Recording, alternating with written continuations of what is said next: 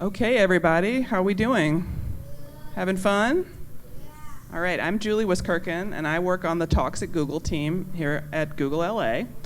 And today we're excited to welcome one of our very own Googlers, Rachel Searles, who is also an author. Rachel grew up in Michigan's Upper Peninsula, where she spent her childhood reading everything available, studying languages, and dreaming of seeing the world. She lives with her husband in Los Angeles, where she's hard at work on the next book in the Lost Planet series. And today she's going to talk about her first novel, a sci-fi adventure story called The Lost Planet. So let's all give Rachel a big hand. Hello. What she said, I'm a Googler, but I also write books. So I'm going to tell you a little bit about myself and how I became an author, starting with where I'm from. Planet Earth, the United States. What state is that? Michigan, yes, and I'm from the Upper Peninsula there, that bit at the top, right next to Canada. This is what it looks like in the summer, and this is what it looks like in the winter. It's very cold there, it snows a lot. When I was a kid, this is how I went to school every day. By dog sled. Just kidding. My dog couldn't really pull me. But it snowed all the time, it was cold, I stayed inside a lot, and so in my spare time, I really liked to read. There are a lot of pictures of me from my childhood reading. Who here likes to read? Yes, good, everybody. I had really cool glasses because this was the 80s. And when I couldn't read, I read some more with my companion.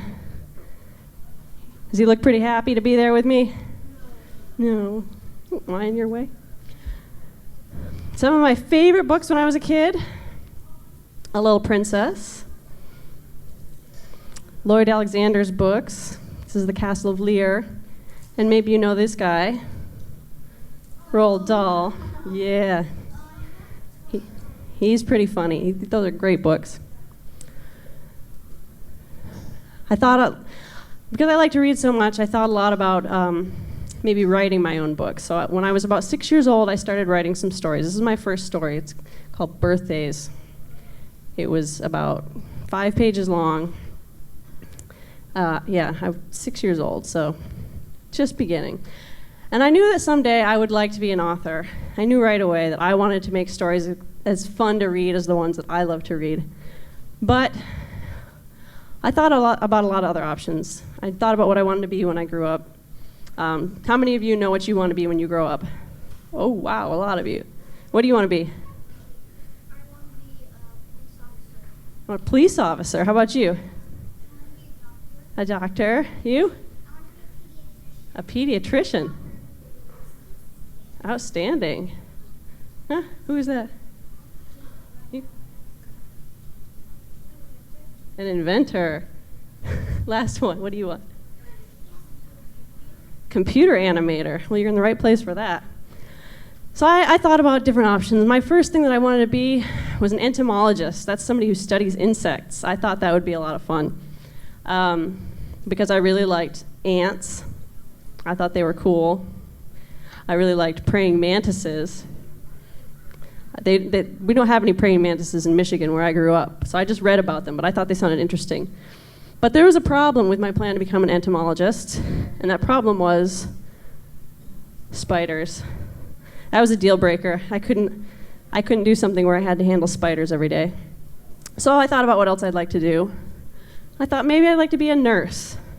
Seemed like a really good career. There are a lot of jobs for nurses out there. Everybody's always looking for a nurse. Make my grandma really happy. My grandma wanted a nurse in the family.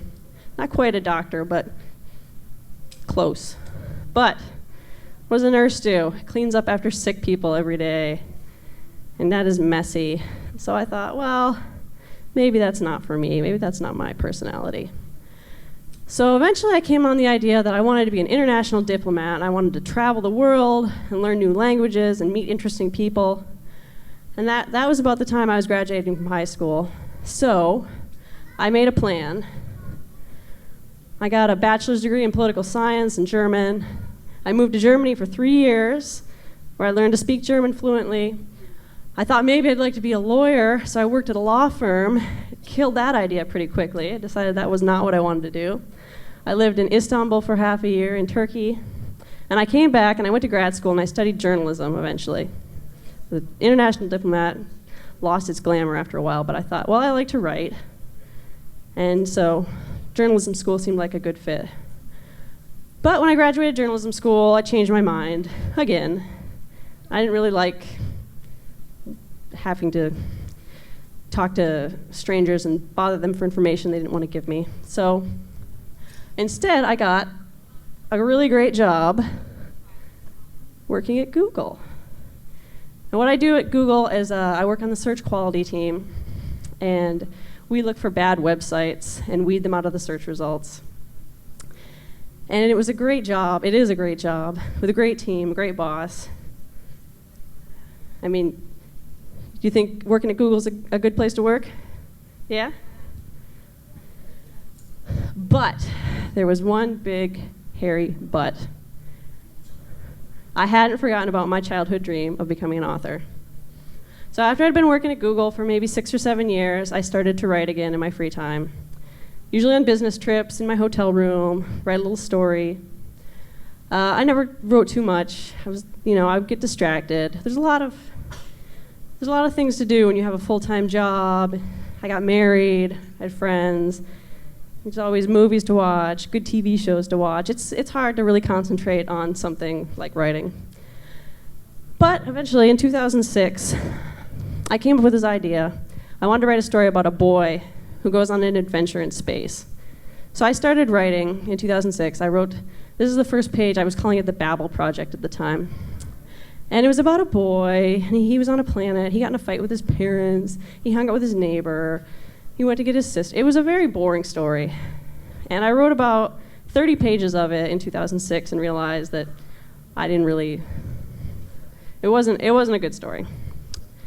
So in 2008, I came up with the idea to make it more adventurous by starting this story with the boy not having any memory when he wakes up. Start it as a mystery. And so I started writing that around the beginning of 2008. By the end of 2009, so 2 years later, I had about 100 pages. And 100 pages over 2 years, that averages out to about 40 words a day. That's pretty slow. If I was going to keep writing at that pace, it would have taken me 6 years to finish the first draft of this book. And I thought, well, that's not going to work. So I made a plan. You can see my Google Calendar here. I decided, it was my New Year's resolution, I was going to write 1,000 words a day until I finished the book. I had never actually finished writing a book. So you can see all these little yellow spots on my calendar. That's where I logged my word count every day that I wrote. I didn't write every single day. And you can see the kind of reddish pink. Those are my goals. So every 10 days, I'd put down 40,000 words, 50,000 words. Those were my word count goals. And I didn't always hit them, but I tried. I kept up. And I actually finished the book in 4 months. So what was this? April of 2010, I had a finished book. It was huge. It was an enormous book. It had potential, but it was a first draft. And the first draft of any book is not a good book. It's the potential for a good book. So I thought, how do I make this better? How do I make this something that I could actually get published? So I went out and I met some writer friends. I joined critique groups. And I spent a year and a half rewriting this book with critique groups. And a year and a half later, I was ready to send my book out in the world. I thought it was a lot better. Hi. So I wrote a query letter. And this is an idea of what a query letter looks like. It's just an email to an agent. Because you don't want to send your book directly to a publisher. You want to send it to an agent. An agent will help you find publishers. So I had this letter saying, "Dear agent, this is my book, a few paragraphs, this is what it's about." And I sent out about 60 of these to different agents, about 10 at a time, not all at once. And over half a year, I got 50 of these. "Dear Rachel, thank you kindly for thinking of me for the Fulcrum." That was the title at the time. It seems promising, but I'm afraid it's not an ideal fit for my list at this time. I wish you much luck, all the same with your agent search. Happy holidays. So, because they're telling me they don't want to represent my book. 50 times in a row, people told me they didn't want to represent my book. And there were times where I thought, man, maybe I should write a different book. Maybe this book's no good. Maybe I should write a different kind of book. Maybe I should just stop writing altogether. But, you know, every time something would push me along and I'd send out another 10 queries. And eventually, after half a year, I got one of these from an agent who said, thank you for your patience while we've pulled together our notes on the burned planet. I was calling it the burned planet at this point. While we're writing them up more formally, I'd love to set out a time to discuss with you this week as well. So I had a phone call with an agent, and when I talked to her, she said she loved the book, she wanted to represent me. We did some light revisions together, she took the book out.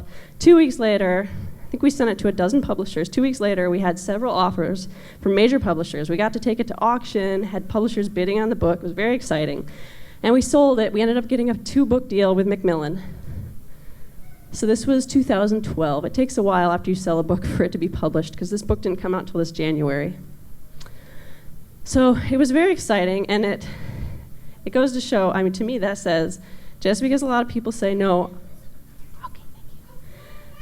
say no, I don't want this, doesn't mean it's bad. It just means you have to keep trying. So, people ask me, why science fiction? Why did I choose to write science fiction? There are all kinds of books you can write. Do you guys like science fiction? Do you like Star Wars? Star Trek? Did you see Avatar? Yes. Doctor Who, yes. My kind of person. So there are 2 main kinds of fiction. There's realistic fiction, and this takes place in our world. And maybe it's set in a different time. Maybe it's historical. Maybe it's a funny book. Maybe it's a serious book. But it conforms to the rules of our world. It takes place in the same kind of place we live in. Then there's, on the other side, there's speculative fiction. Yes, speculative fiction takes place in a made-up world. There's fantasy, there's dystopian, there's horror. But my favorite is science fiction. Who can tell me what book this is from? Anybody? Wrinkle in Time. Who did that? Very good. So this is A Wrinkle in Time. Very good book if you haven't read it yet. Why do I like science fiction? I like space science fiction in particular, because I think space is really exciting. It's vast. This is a picture of our solar system, and the planets are to scale. That's the size of the sun. That little dot over from it, that's Earth. That's how big the sun is compared to our planet. But the scale is wrong, because the distances at this size, we'd have to spread this all around the building to get the distances right, because the distances between planets are so huge. So, the distance between Earth and the sun is about 93 million miles. And right now, the fastest that we can travel in space is 36,000 miles. That's the New Horizons. That's going out towards Pluto right now. So traveling at that speed, it would take us 107 days to reach the sun at our very fastest speed. But we don't measure by, what did I do? There it goes. But we don't measure it by how fast we can travel. How fast we travel in space, we'd measure this by light year. What's a light year? What's that? How far light can travel in a year. Very good. So light travels at the speed of 186,000 miles a second. It gets to us from the sun in about 8 minutes. But 1 light year is equal to about 6 trillion miles. That's really far. And the next closest star to our solar system is Proxima Centauri, and it is 4.3 light years away. And in miles, that's about 25 trillion miles. So if we were traveling to that star at our speed of 36,000 miles, it would take us 82,000 years to get there. So right now, we're not traveling to any other planets. But it's exciting because maybe someday we will. You know, with fantasy, Fantasy is all about unicorns and wizards and vampires and things that we know aren't real. Yes? But the difference with science fiction is that science fiction has the potential to be real. Maybe someday we will be able to travel at the speed of light. Maybe someday we will travel to other stars. And I think that's very exciting. Other things I like about space science fiction, when you look, so it's 4.3 light years to the next star. But that works in reverse. So we don't see light from that star. That light doesn't reach us for 4.3 years. And that's the closest star. There are stars that are tens of thousands. There are stars that are millions of miles away. So it takes millions, light years away, not miles, sorry. So it takes those stars, their light takes tens of thousands or millions of years to reach us. So when we look up at the sky, what we see is the light from millions of years ago. So it's more like we're looking back in time. Like Doctor Who, exactly. I like space because space looks cool. Look at that. That's a storm on Jupiter. That's a moon of Saturn. That's a sun flare. I like space because space is full. It might have aliens. Good aliens. Bad aliens.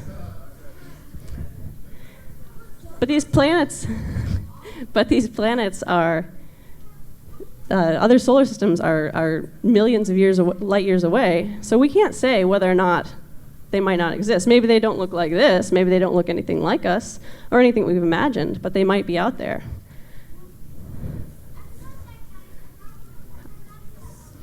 I like space because space stories are full of adventure. They're always very exciting. Lightsaber fights, spaceship chases, battles with aliens, very exciting. But my favorite thing about space is can be best described by this book here. It's called From the Earth to the Moon. Have you heard of this book? It was a book written in 1865, around the time of the Civil War. It was written a long time ago. But it's about a club in Baltimore that wants to send 3 people to the moon. At the time, they had no idea how to get to the moon. They had no idea what was up there. They didn't know if we could land there and walk around in our regular everyday clothes. But in 1969, over 100 years later, we did land someone on the moon. So today's space fiction might be tomorrow's space reality. Maybe someday we will travel to these other solar systems and see other planets and meet some aliens. Who knows? To me, space fiction, science fiction, is about imagining the future. I stole this picture off the internet because I love it. This is Star Trek, predicting the future since 1966. And you can see on the left in Star Trek how we imagined back in 1966, 1987, 1988, we imagined these futuristic devices that people might use someday to communicate. And now, those exact same devices exist in our everyday lives. Cell phones, iPads, video conferences, Google Glass. So these are the reasons why I like reading and writing science fiction. Now, I'm going to read to you guys a little bit from the beginning of my book. Has anybody read this yet? Yes? Surprise me.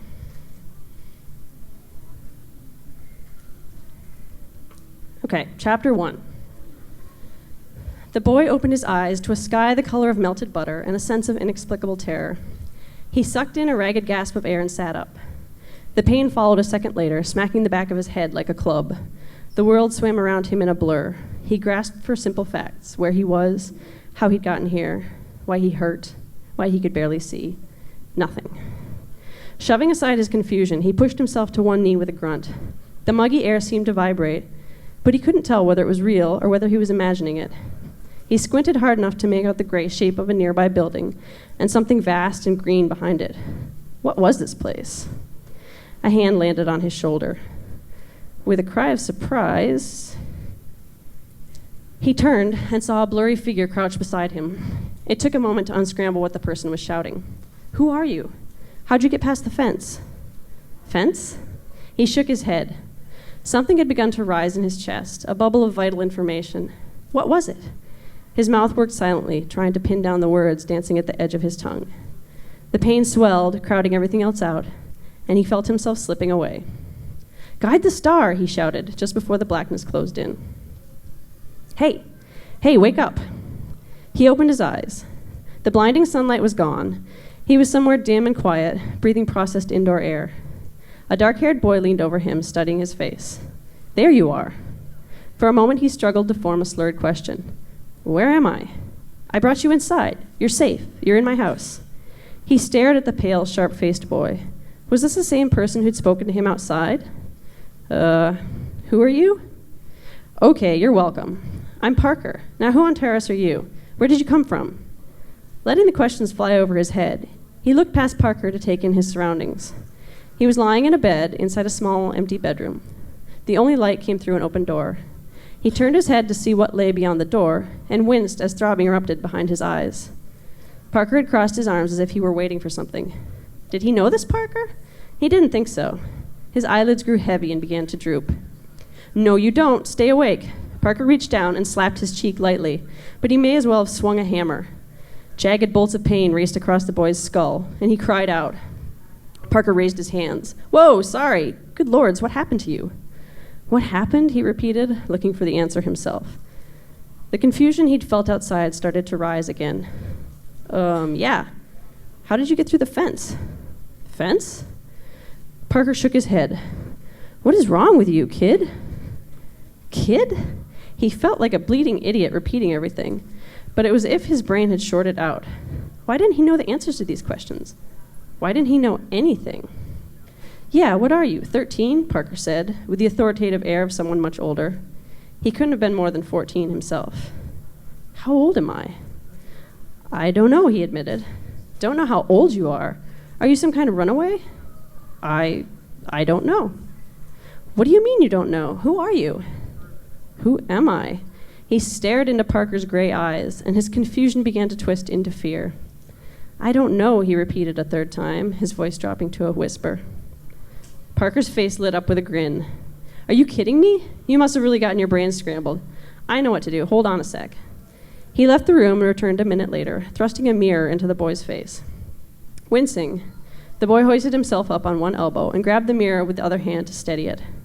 His stomach plummeted, and his heart began to race. A sandy-haired, ashen-faced stranger stared back at him from the mirror with wild eyes. A low gasp diverted his attention from the mirror. Oh, Lord, said Parker, staring past the boy at something behind him. Tingling panic raced over his skin. What is it? Parker was already backing toward the door. I'm going to call the doctor, he said quickly. He turned and ran, his pounding footsteps echoing down the hall. Frantic, the boy on the bed wrenched his head around. Fresh explosions of pain knocked him back into unconsciousness, but not before he glimpsed the bright red stain spreading on his pillowcase. So I will stop there.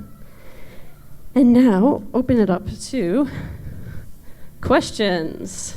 Do you guys have any questions for me? You? Am I going to autograph the books? Yes, I will. You? What other books have I written? This was the first book I ever actually finished. And I was describing how long it took me. It took me overall maybe 4 years to write the whole thing. I've written the second book since because there's a sequel. But I wrote that one in about 4 months last summer. So, yes.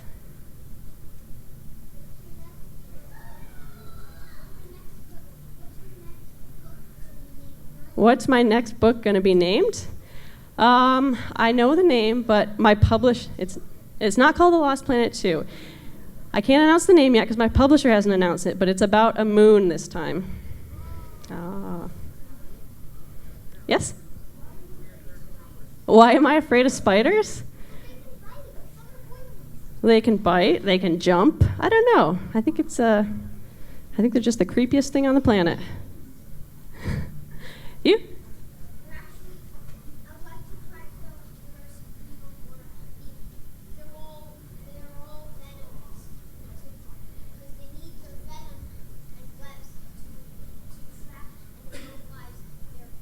Yes, that's how they stay alive. They're just creepy as all get out. Yes?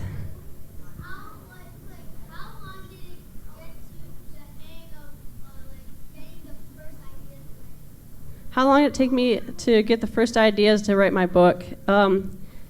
Years. Well, first I had the idea of just writing a space adventure, but the time between coming up with the idea that I wanted to write a space adventure and knowing that I wanted to write a space adventure about a boy who lost his memory, who's getting chased across the galaxy, was probably 2 years. Yeah.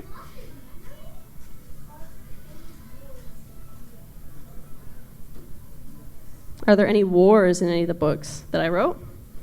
There is a war that happened in the past that they talk about, but there's not a war going on in the book.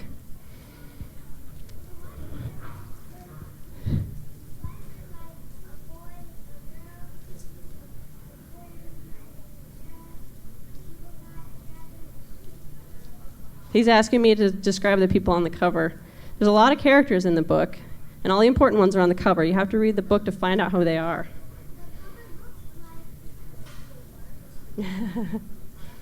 Oh, no, thank you. Thank you. Any other? Yes, you?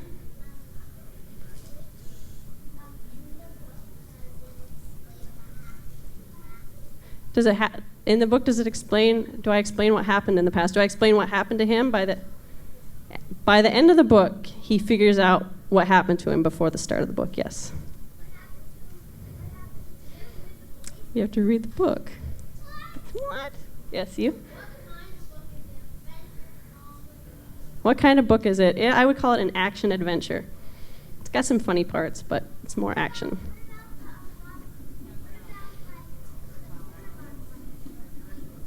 No, I didn't write the kindergarten book. She's out there.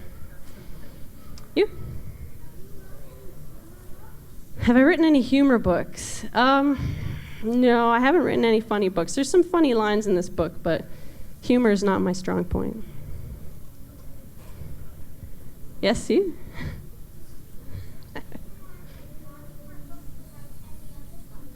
Am I going to write any other kind of books? Yes, maybe someday. I'm pitching a fantasy book right now.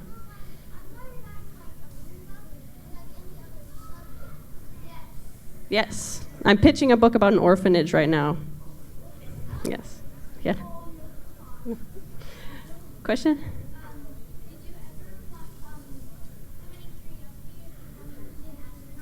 Did I ever have any curiosity about becoming an astronaut? No. Astronauts are crazy.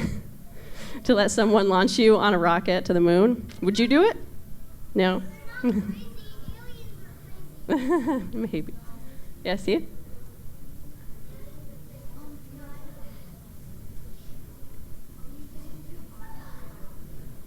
Am I going to do an autobiography on myself? It's a little early for that.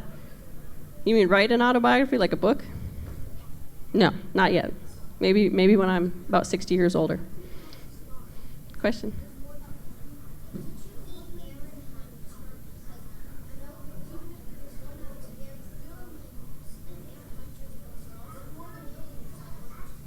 Have I met Aaron Hunter? I haven't, no. Does he live in Los Angeles? I'll have to look him up. Oh, good to know. Yes? With glasses?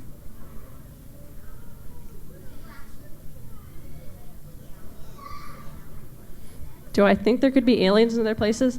You know, there are about 100 to 200 billion galaxies in the universe. That's a lot of place. Yes. Yes, exactly. I agree with you. The odds are very small that it's just us out here. Yes?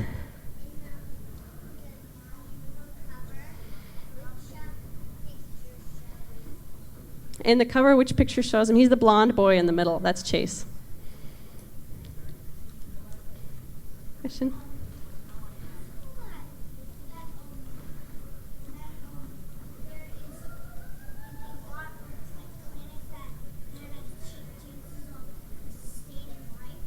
Do I know that there's a lot of planets that have a chance of sustaining life? Yes. I don't know the exact number, but I follow that in the news. I think it's really interesting.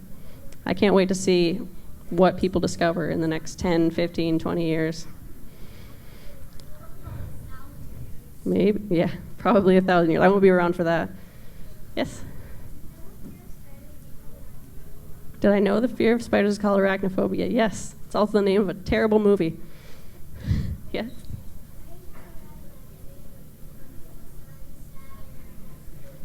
Am I going to write any other planet books? Well, I'm hoping that this series is about 4 or 5 books, so I'll probably pick on some other. Am I going to put them on YouTube? No, don't have any plans to put anything on YouTube right now. It's terrifying. Yes. Is this the Milky Way galaxy? Yeah. Well, the one on the back cover, I don't think so. Somebody told me which one it is, and I can't remember right now. It's a different one. What's my favorite part about the book? Well, in I think it's chapter 22, I almost kill one of my favorite characters. That was my favorite part of the book.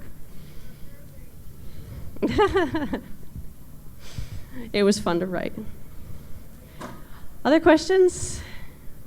Anybody? You?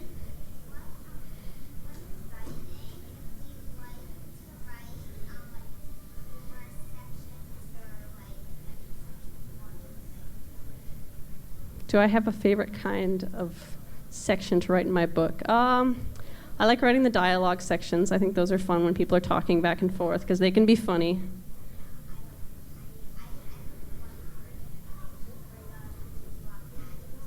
Yeah, those are fun. You?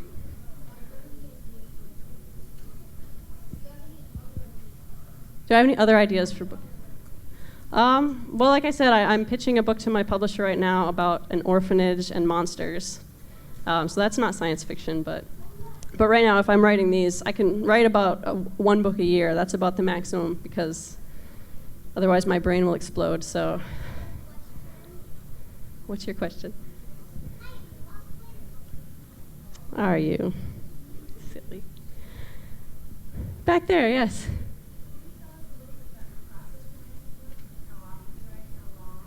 Sure. My process for writing the books, like on a daily basis, ideally I would write every single day, but that doesn't always happen because life gets in the way. I prefer to write in the morning. I don't usually outline before I write. I tried to on the second book. I tried to plan the whole book out, and I thought, oh, I'll just have this roadmap I can follow, and I can just write the whole thing in 4 weeks. And that didn't work because when I was trying to outline it, I couldn't get past, I don't know what's going to happen in chapter 4 because I haven't written chapter 3 yet. So I pretty much wing it. Maybe I have an idea for the next chapter. I go about chapter by chapter, but it's slow. I try, on good days, I still try to write 1,000 words a day.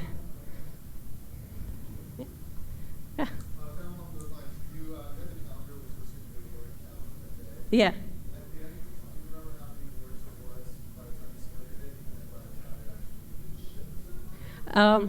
Yeah, my word count. When I finished that first draft, I really didn't have an idea what age group I was writing for or what the average length of book should be. And so I just set this random number in my head that I was going to write a 100,000 word book. 100,000 words is like long for a young adult book. For a middle grade book, it's really long.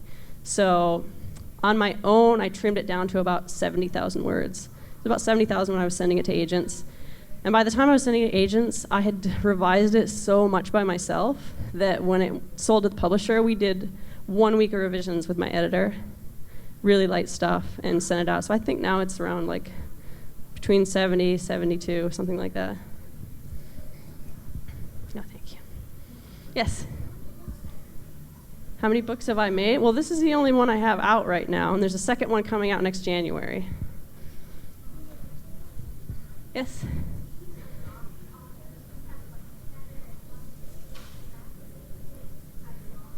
Do I have lunch with other authors and talk about what we're going to do next, how we're going to make our readers cry? There are a lot of authors in LA, and I do have a lot of friends who have books out. I'm going on a retreat next weekend, actually, with some friends, and we don't talk about how we're going to torture our readers, but we help each other out of plot holes. Say if you're writing and you get stuck and you don't know what to do, and then you describe the scene to your friends, and they help you think of ways to get back out of the hole. So. Yes? Am I thinking about making a movie for it? That would be awesome. But we haven't sold the movie rights, so not up to me. Yes?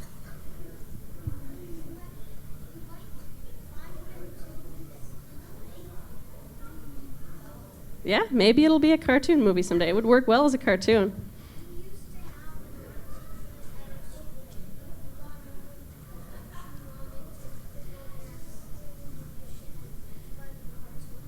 Yeah. Some people change their jobs all the time. Okay. Yes?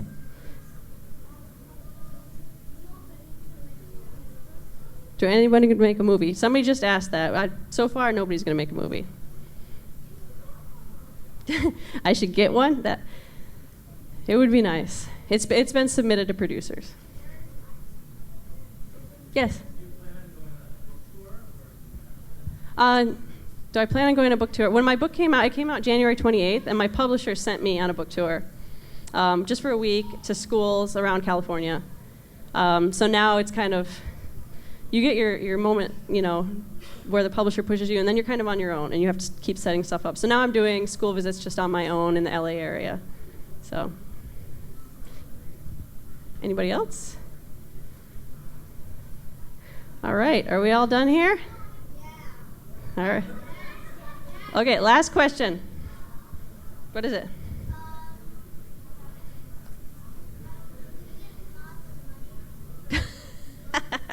Did I get lots of money for making books? Writing books is an act of love. It's not a way to get rich. Okay, thank you guys so much for coming and listening to me talk. I hope you like the book.